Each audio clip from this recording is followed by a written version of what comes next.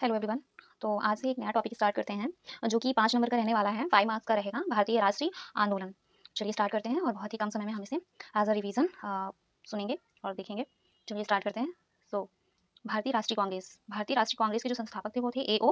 Hume. और ये कब हुआ था? इसके 28 दिसंबर और 1885 में। और इस समय जो वायसराय थे वो डफरिन थे। और इसे कहा जाता है अंग्रेजों का सेफ्टी वॉल्व किसने कहा था? भारतीय राष्ट्रीय कांग्रेस को लाला लाजपत राय ने कहा था। दूसरी चीज़ कि जो आईएनसी शब्द है, जो इसका जो सुझाव जो किसके सुझाव से जोड़ा गया था? आईएनसी शब्द ये जोड़ा गया था दादा भाई नेहरू जी के। क्योंकि इससे पहले जो भारतीय राष्ट्रीय कांग्रेस था इसका नाम हुआ करता था भारतीय राष्ट्रीय संघ। अब आते हैं कि भारतीय राष्ट्रीय जो कांग्रेस है, इसके जो फर्स्ट हेड थे वो थे डब्ल्यू सी बनर्जी। और फर्स्ट अधिवेशन इसका कहाँ हुआ था? बम्बई में हुआ था। अब कुछ और इंपॉर्टेंट टर्म्स हैं। हर्मिट ऑफ शिमला, ये A.O.. Hume. Father of INC किसे कहा जाता है? ए.ओ. ह्यूम को कहा जाता है। और प्रथम अधिवेशन में शामिल जो प्रतिनिधि थे वो 72 थे। दूसरी चीज़, आईएनसी के जो वास्तुकार रहे हैं ए.ओ. ह्यूम रहे हैं, सुरेंद्र नाथ बनर्जी रहे हैं, आनंद मोहन बोस रहे हैं। और इसमें जो दल थे, गरम दल और नरम दल, 2 दल थे आईएनसी में। और इसका जो पहली बार विभाजन हुआ था वो 1907 सूरत में हुआ था। और इसका एकीकरण भी हुआ था जो कि 1916 लखनऊ अधिवेशन में हुआ था। और इसके बारे में हम आगे भी बात करेंगे। अब आगे चलते हैं। अब ईयर्स वाइज़ जहाँ-जहाँ पर भी इसका हुआ था, क्या बोलते हैं, हाँ, तो वर्ष 1885 में जो अध्यक्ष थे वो डब्ल्यू.सी. बनर्जी थे। और इसकी जो प्रमुख बात ये है कि जो डब्ल्यू.सी. बनर्जी थे, वो आईएनसी के फर्स्ट हेड थे। और इसका जो स्थान था वो गोकुलदास तेजपाल संस्कृत महाविद्यालय जो कि मुंबई में, वहाँ पे इसका अधिवेशन हुआ था। अब अगला अधिवेशन जो हुआ वो 1886 में हुआ था, जो कि कलकत्ता में हुआ था। और यहाँ पर जो अध्यक्ष थे वो दादा भाई नेहरू जी थे। और ये 3 बार बने थे अध्यक्ष। 1886 में बने, 1893 में बने और 1906 में बने। तो 3 बार जो बने थे अध्यक्ष वो थे दादा भाई नेहरू जी। और ये पहले पारसी अध्यक्ष रहे हैं। पहले पारसी अध्यक्ष पूछा जाएगा आईएनसी के, तो वो दादा भाई नेहरू जी थे, जो कि 3 बार बने थे, 1886, 1893 और 1906। अब अगला अधिवेशन था 1887 जो कि मद्रास में हुआ था। बदरुद्दीन तैयब जी थे यहाँ के अध्यक्ष। और ये पहले मुस्लिम अध्यक्ष थे। तो पहले मुस्लिम अध्यक्ष अगर आईएनसी के पूछे जाएंगे तो बदरुद्दीन तैयब जी थे। अब अगला है 1888। 1888 में ये हुआ था इलाहाबाद में। इलाहाबाद में जो अध्यक्ष थे वो जॉर्ज यूल थे। और ये पहले अंग्रेज हुआ करते थे। और इसके बाद आते हैं, अगला ही साल है 1889 जो हुआ था बम्बई में। और यहाँ पे हेड थे बेडरबर्ड। अगला है 1896 वाला बहुत इंपॉर्टेंट है, ये कलकत्ता में हुआ था। और इसमें अध्यक्ष थे रहमतुल्लाह सयानी। और यहाँ पर वंदे मातरम गाया गया था। और इसको गाया किसने था? रविन्द्रनाथ टैगोर ने। और लेकिन लिखा वंदे मातरम था बंकिम चंद्र चटर्जी ने। अब अगला अधिवेशन 1909 है, 1901 है। 1901 हुआ था कलकत्ता में। और यहाँ पे अध्यक्ष थे दिनसा वाचा। और यहाँ पे क्या हुआ था कि गांधी जी ने फर्स्ट टाइम भाग लिया था 1901 कलकत्ता में। दिनसा वाचा यहाँ पे हेड थे तब इस अधिवेशन में। अगला है 1904। 1904 हुआ था मुंबई में। और यहाँ अध्यक्ष थे हेनरी कॉटन थे। और यहाँ पे क्या हुआ था कि जिन्ना ने पहली बार भाग लिया था। ये सब इनके इंपॉर्टेंट पॉइंट्स दिए गए हैं। अगला है 1905 जो कि वाराणसी में हुआ था। और इसके अध्यक्ष थे गोपाल कृष्ण गोखले। और यहाँ पे क्या हुआ था कि बंगाल विभाजन के बाद स्वदेशी आंदोलन की मांग की गई थी। तो बंगाल विभाजन के बाद स्वदेशी आंदोलन की मांग किस अधिवेशन में की गई थी? तो वाराणसी अधिवेशन था, 1905 था। यहाँ के अध्यक्ष थे गोपाल कृष्ण गोखले।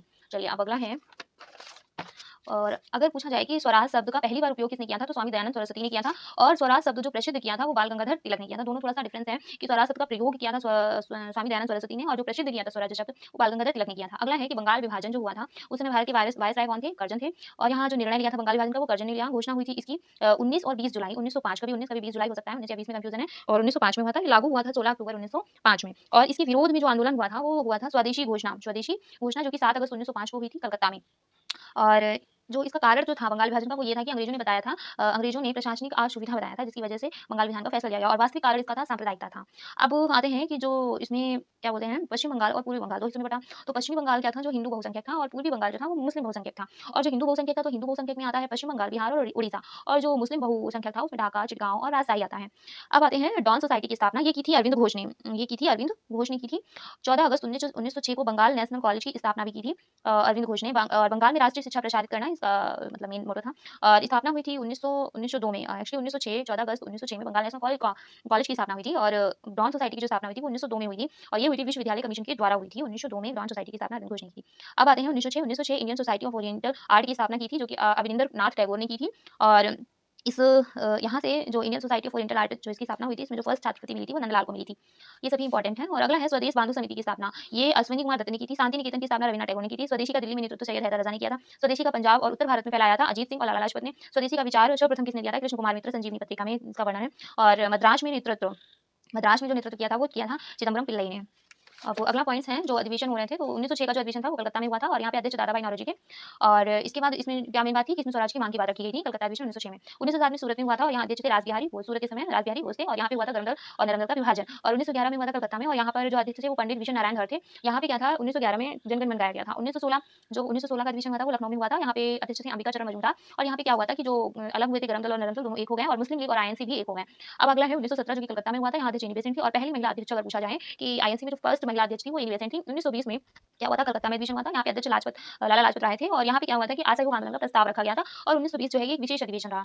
अब कांग्रेस का जो पहला विशेष अधिवेशन था वो 1918 में हुआ था, हसन इनाम और मुंबई में हुआ था, ठीक है। और अगला 1923 जो हुआ था वो काकीनाड बंगाल में हुआ था और इसमें अ, विशेष अधिवेशन जो दिल्ली में हुआ 1923 में मौलाना अबुल कलाम आजाद जो कि सबसे कम उम्र के थे, ये इन्होंने चलाया। अब 1924 जो है वो बेलगांव कर्नाटक में हुआ था, महात्मा गांधी ने किया था। ये भी इंपॉर्टेंट है कि गांधी जी के द्वारा जो गांधी जी जिसमें अध्यक्ष थे वो बेलगांव कर्नाटक में थे 1924 में। अगला है 1925 जो कि कानपुर में हुआ था। यहाँ पे अध्यक्ष सरोजिनी नायडू थी जो कि भारत की पहली महिला अध्यक्ष रही हैं। अगर प्रश्न पूछा जाता है कि भारत की पहली महिला अध्यक्ष जो आईएनसी में थी वो सरोजिनी नायडू थी और कानपुर में 1925 में हुआ था। 1929 लाहौर में हुआ था और यहाँ जवाहरलाल नेहरू थे और इन्होंने पूर्ण स्वराज की मांग की थी। और इससे पहले क्या था 1921 में हजरत मोहानी ने भी पूर्ण स्वराज की मांग की थी। अब अगला है 1930 और 1935 जो दो ऐसे वर्ष हैं जिसमें क्या हुआ था कि कोई भी अधिवेशन नहीं हुआ था। सन 1930 और 1935 में कोई अधिवेशन नहीं हुआ था, दो वर्ष ऐसे हैं। अगला है 1931 में कराची में हुआ था, यहाँ पे अध्यक्ष सरदार पटेल थे। और 1937 में फैजपुर बंगाल में हुआ था, यहाँ पे पंडित जवाहरलाल नेहरू अध्यक्ष थे और ये गांव में होने वाला पहला अधिवेशन था, फैजपुर बंगाल 1937। अगला है 1938 जो कि हरिपुरा गुजरात में हुआ था, यहाँ अध्यक्ष सुभाष चंद्र बोस थे। अगला है 1939 जो कि त्रिपुरी में और त्रिपुरी कहाँ एमपी में हुआ था, यहाँ पे हेड थे अगेन सुभाष चंद्र बोस और इन्होंने क्या किया था पट्टाभी सीतारमैया को हराया था, ठीक है। और इसके बाद क्या हुआ था 1939 में इन्होंने छोड़ा और इन्होंने फॉरवर्ड ब्लॉक की स्थापना की थी सुभाष चंद्र बोस ने 1939 में। अब अगला है कि सबसे लंबे समय तक जो अध्यक्ष रहे वो कौन थे, अबुल कलाम आजाद थे जो कि 1940 से 1945 तक रहे। अबुल कलाम आजाद सबसे लंबे समय तक अध्यक्ष रहे थे 19 में। अगला है 1946 जो मेरठ में हुआ था, यहाँ पे आचार्य जेबी कृपलानी थे और ये स्वतंत्रता के समय मतलब क्या थे अध्यक्ष थे आचार्य जेबी कृपलानी। अब कुछ पॉइंट्स और हैं। स्वाधीनता दिवस मनाने का जो निर्णय लिया गया था वो कब लिया गया था 26 जनवरी 1930 को। वर्तमान में कब मनाया जाता है स्वाधीनता दिवस 15 अगस्त को। ईस्ट इंडिया एसोसिएशन की स्थापना कब हुई थी 1866 में, दादाभाई नौरोजी ने लंदन में की थी।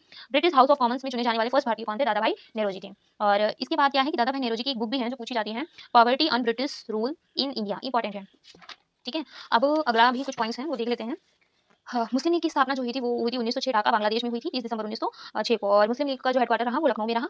यहाँ पे जो नेतृत्व करता थे वो नवाब सलीमुल्लाह के नेतृत्व में हुआ था और वकार उल मुल्क और आगा खां ये इसके सह संस्थापक रहे थे। फर्स्ट अधिवेशन हुआ था मुस्लिम लीग का 1907 में कराची में हुआ था। सेकंड अधिवेशन 1908 अमृतसर सैयद इमाम ने। अगला है 1913 जो कि क्या था रीऑर्गेनाइज किया गया था जो कि अली जिन्ना के द्वारा और ऑल इंडिया मुस्लिम लीग की स्थापना भी की थी। अगला है कि इसमें सूरत अधिवेशन हुआ था 1907 में, इसमें हेड रहे थे रास बिहारी घोष और कांग्रेस कांग्रेस का इसमें विभाजन हुआ और इसमें विवाद शुरू हुआ था 1906 और पहले जो नागपुर में होने वाला था